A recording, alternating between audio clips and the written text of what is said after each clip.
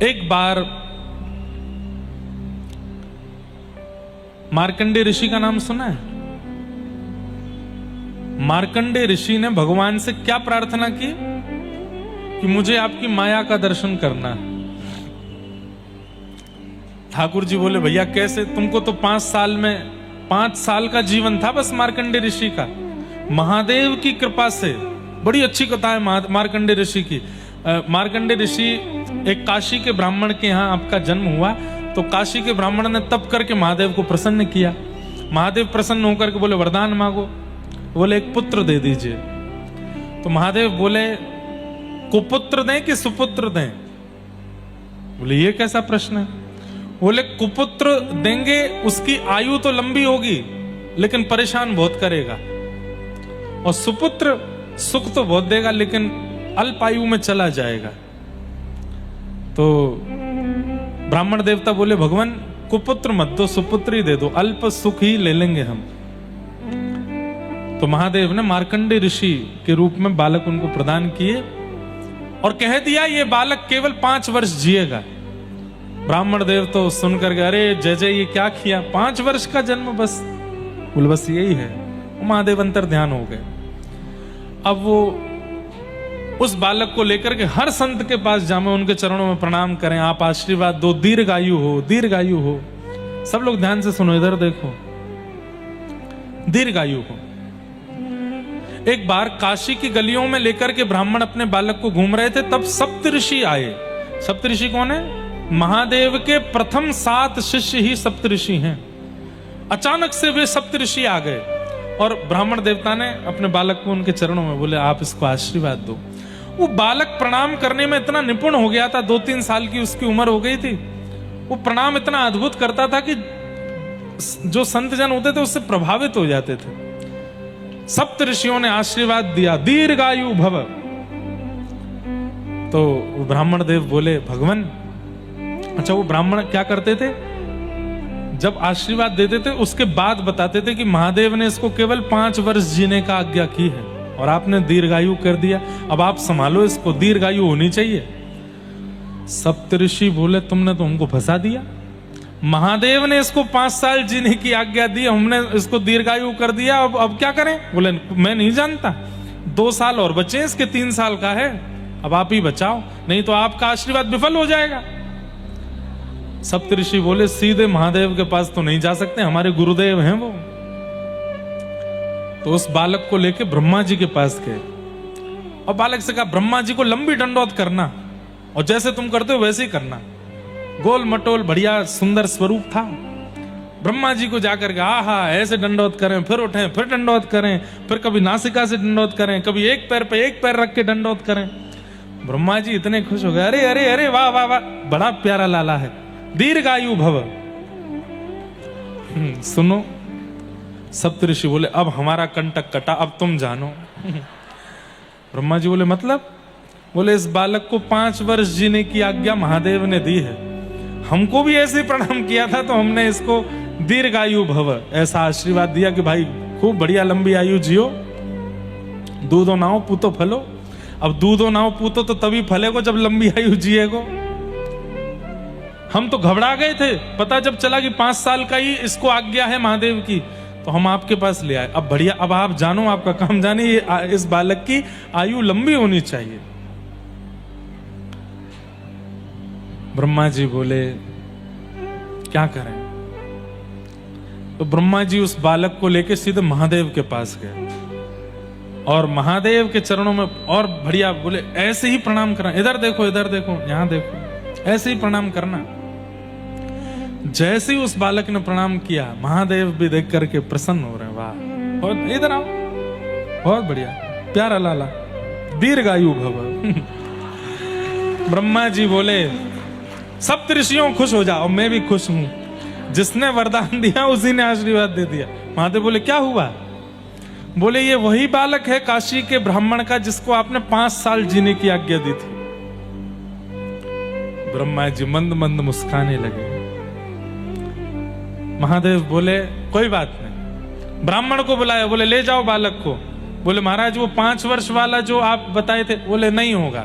बोले हुआ तो? बोले हम देखेंगे 5 वर्ष पूर्ण होते ही मैं आऊंगा काशी में, फिर से प्रकट होऊंगा मैं। और मार्कंडेय बालक जब 5 वर्ष के हुए, यमराज प्रकट हो गए, और यमराज प्रकट होकर के जैसे ही उस बालक को पकड़ने लगे, इतने में ही त्रिशूल आया महादेव का, और ब्रह्मा जी के वो यमराज के सामने आकर के खड़ा हो गया। बोले नहीं छू सकते इस बालक को।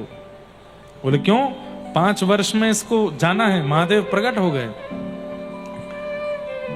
बोले भगवान आपने ही प्रथम वाक्य दिया है कि ये 5 वर्ष में जाएगा, और ये हमारे देव समाज का नियम है कि पहली बात पहले पूरी होगी, दूसरी बात बाद में।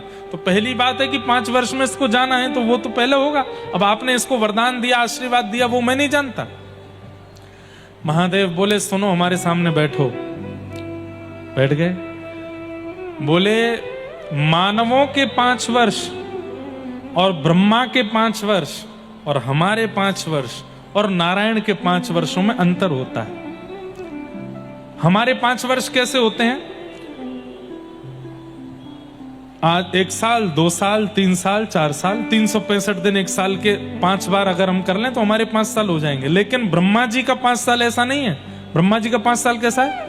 सतयुग त्रेता द्वापर कलयुग, सतयुग त्रेता द्वापर कलयुग, सतयुग त्रेता द्वापर कलयुग, सतयुग त्रेता द्वापर कलयुग। जब 71 टाइम्स बीत जाएगा तब ब्रह्मा जी का 1 दिन होगा। ऐसे ब्रह्मा जी के 5 साल, ऐसे ब्रह्मा जी भी जब 100 साल जीते हैं तब महादेव का 1 दिन होता है। तो महादेव बोले हमारे 5 साल के अनुसार तो ये बालक कब तक जीवित रहेगा? यमराज आप इसको लेकर के नहीं जा सकते, हमारे 5 साल तक ये बालक रहेगा। इसलिए मार्कंडेय ऋषि आज भी चिरंजीवी हैं, आज भी जीवित हैं। भगवान की माया कैसी, मैं इस विषय पे बोल रहा था। तो मार्कंडेय ऋषि ने भगवान से कहा कि मुझे अपनी माया दिखाओ। तो ठाकुर जी ने कैसे माया दिखाई?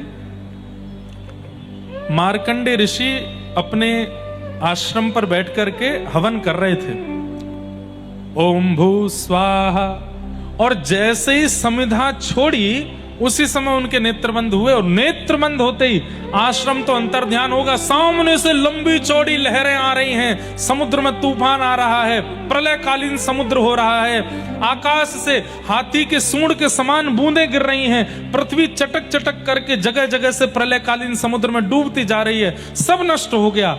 एक लहर देखी जो हिमालय की सबसे ऊंची चोटी के ऊपर से आ रही है, पूरा पृथ्वी प्रलयकालीन समुद्र में डूब गई।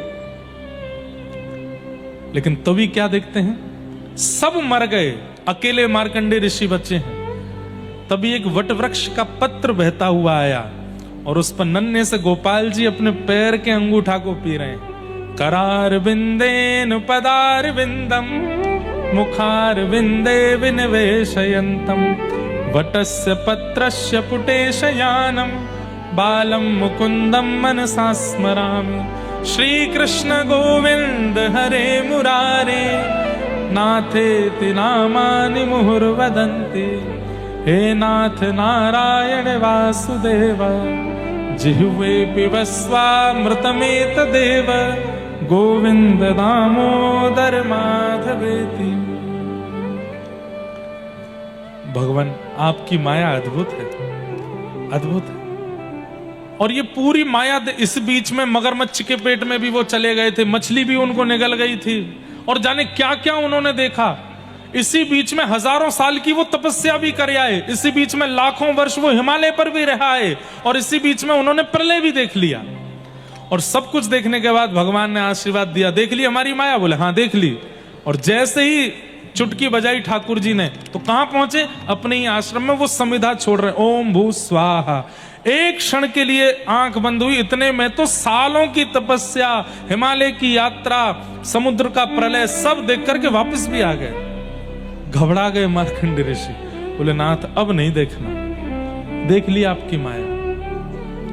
कलिकाल में एक भक्त ने जगन्नाथपुरी में प्रार्थना की, मुझे आपकी माया देखनी है, जगन्नाथ भगवान से। तो नित्य समुद्र स्नान करने जाता था, रोज जगन्नाथ जी से कहता अपनी माया का मुझे दर्शन करा दीजिए बस। जैसे समुद्र स्नान करने गया, समुद्र की लहर आई, उसने सिर डुबाया, और सिर डुबाते ही जब बाहर निकाला तो कहां पहुंच गया? काशी के मणिकर्णिका घाट पर। गंगा जी से निकला, ढूंढ रहा है, ऐसे देखे इधर देखो, बोले समुद्र कहाँ गया, पुरी कहाँ गई। आने जाने वाले लोग बोले क्या बात है भैया, क्या खो गया तुम्हारा? बोले कौन सी नगरी है? बोले काशी है, वाराणसी है। क्या हो गया? बोले मैं तो समुद्र में नहा रहा था। तो सब बोले अरे पागल आदमी, ये गंगा जी है, समुद्र नहीं है। उन्होंने मन में सोचा कि अगर मैं इनको पूरी बात बताऊंगा कि मैं समुद्र में नहा रहा था, वहां से यहां आ गया, और पागल बोलेंगे, शांत रहने में भला ये देखूं तो सही हो क्या रहा है। वहीं एक परम विद्वान बैठे थे, उनको बोले कहां से आए हो? बोले आया हूं कहीं से, खो गया हूं। बोले चलो हमारे साथ चलो। ब्राह्मण उसको अपने घर ले गए, अपने घर ले जाकर के लिखाने पढ़ाने लगे। 60 वर्ष की उनकी अवस्था थी। 60 वर्ष की अवस्था में वो ब्राह्मण जो उनको लेकर के गए, उन्होंने एक दिन उनसे निवेदन किया, क्या कि तुम हमको योग्य लगते हो, हमारी पुत्री वो भी अब विवाहिता है, उससे तुम ब्याह कर लो। और उस ब्राह्मण की कन्या से उसका ब्याह हो गया। ब्याह के बाद बालक हो गए, बालकों के ब्याह हो गए, ब्याह होकर के बालकों के भी बालक हो गए, नाती पोता सब जन्म ले लिए। एक दिन सोचने लगे कहां मैं जगन्नाथपुरी में था, भगवान से कहता था अपनी माया दिखाओ, ठाकुर जी ने काशी भेज दिया, वहां पर मेरी ब्राह्मणी प्रतीक्षा कर रही होगी मेरी। लेकिन अब तो बहुत आगे निकल गई बात, यहां मेरे बालक बच्चे सब हो गए। चलो, रोज गंगा जी स्नान करने जाते थे, आज फिर से गंगा स्नान करने के लिए जब गए, जैसे डुबकी लगाई तो फिर से महीपुरी में निकले, और उसी लहर से बाहर निकले जिस लहर से भीतर गए थे। और बाहर आकर के जब पीछे मुड़ के देखा तो ब्राह्मणी खड़ी है। इतनी देर हो गई है, समुद्र के भीतर ही मूड़ गाड़े बैठे हो, निकल के आओ बाहर। बाहर निकल के आए, देवी कितनी देर हुई मुझे, अभी तो गए थे भीतर। बोले वहां मेरा ब्याह हो गया, मेरे बालक आदि सब हो गए, मेरे सब कुछ हो गया। कहते हैं इतने घबरा गए वो। एक दिन उन्होंने पुरी में क्या देखा, काशी में जिनसे उनका ब्याह हुआ और जिनसे बालक हुआ वो सब उनको ढूंढते हुए जगन्नाथपुरी आ गए। तो दौड़ करके जगन्नाथ भगवान के पास गए, बोले नहीं देखनी माया, नहीं देखनी माया। जगन्नाथ भगवान प्रकट हुए, और देखनी है? बोले नहीं देखनी। इसलिए जैसा जीवन मिल रहा है उसमें प्रसन्न रहो, जाओ चलो। तो ये भी हो सकता है कि मैं और आप भी शायद कोई स्वप्न में हैं। अभी हम कहीं बैठे हैं और कहीं से स्वप्न देखा है और वो स्वप्न चल रहा है। और यही होता है, पता है, मृत्यु के बाद किसी किसी को ऐसा लगता है कि मैं वैकुंठ में बैठा था, मैंने आंख बंद करी थी, पृथ्वी पर जाकर के ब्याह करे आया, बच्चे करे आया, इतना सब कुछ बना बनू के दोबारा अभी अभी आंख खुली है मेरी। स्वप्न जैसा ही है। इसलिए मिथ्या वदति लोको यम, संसार मिथ्या है, हमको पता ही नहीं है सत्य है कि नहीं, सब माया है भगवान की। मैं भी मैं हूं ये इस बात का प्रमाण नहीं है, मैं शायद कोई और हो सकता हूं, कहीं और का हूं, ठाकुर जी की माया के कारण यहां घूम रहा हूं। अब ज्यादा इसमें पढ़ना नहीं तो सबको वैराग्य आ जाएगा, लेकिन ये सब माया है। ठाकुर जी की माया बड़ी विचित्र। सक्टासुर का भगवान ने वध किया। सक्टासुर के वध के बाद धीरे धीरे ठाकुर जी 1 साल के हुए, भगवान का नामकरण संस्कार हुआ। 1 वर्ष के लाला हुए, नामकरण हुआ ठाकुर जी का कृष्ण। गर्गाचार्य जी ने आकर के भगवान का नाम कृष्ण रखा। धीरे धीरे लाला बड़े हुए, चोरी करने लगे हैं। अब 3 बरस के ठाकुर जी हो गए। एक संस्था बनाई है, बाल गोपाल चौर प्रचार प्रसार मंडल। और इनका काम क्या है? बोले घर घर गोपियों के जाते हैं और वहां से जाकर के चोरी करके आते हैं। क्यों करते हैं चोरी? क्योंकि ब्रजवासी इन सबके ऊपर कंस ने एक कर लगा रखा है कि कोई भी व्यक्ति अपने घर में अधिक संख्या में दूध, घी, दही, मक्खन नहीं रख सकता, सबको मथुरा भेजना पड़ता है। इसलिए ठाकुर जी ने मन में विचार किया कि कंस के पास जावे उससे अच्छा हम ही चुरा के खा जाएंगे।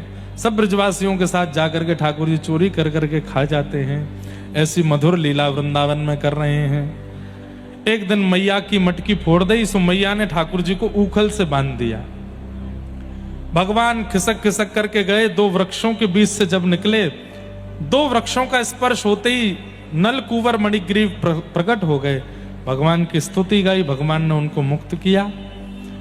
2 वृक्षों को लाला के इर्द गिर्द गिरा हुआ देख करके यशोदा मैया ने निर्णय ले लिया कि अब हम गोकुल में नहीं रहेंगे, और सब ब्रजवासी वृंदावन को चले गए।